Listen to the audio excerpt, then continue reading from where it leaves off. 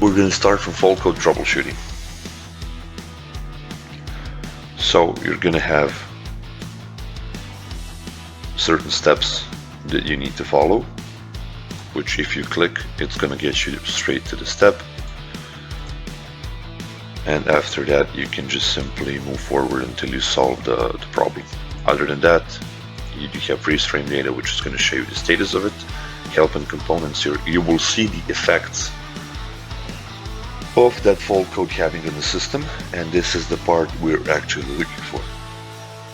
If you see more information about the component, you will have the exact part that you're looking for and where to look for it. With its pinouts, component replacement guides are also available. If you click, your mechanics will be able to follow through the system on how to pre-step everything and how to install it successfully.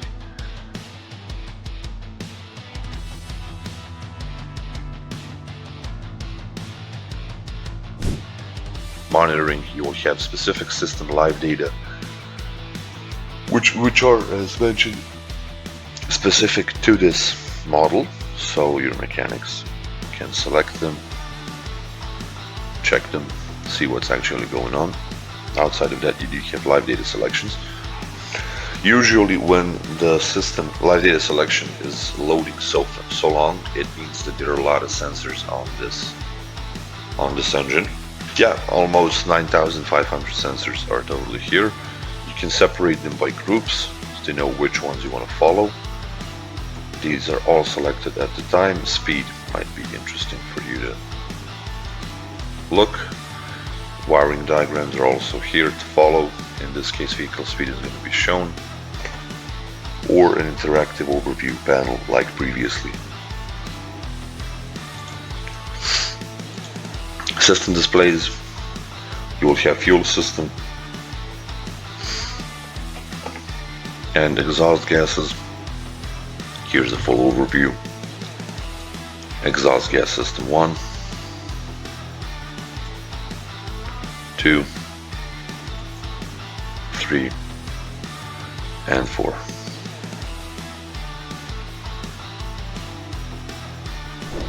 You have system checks, cutouts, manual or multiple. Let's go with the multiple.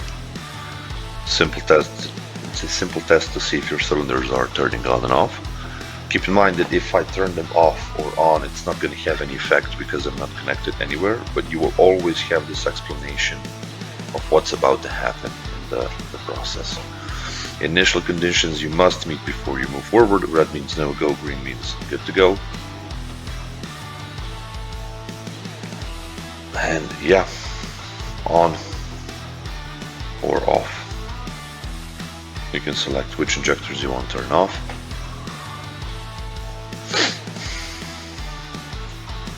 And as you can see, they are off. Watching them to go through, it's going to start shaking and start wobbling. Injector 2 and 3 are still off. Once finished, you will have an overview of what happened.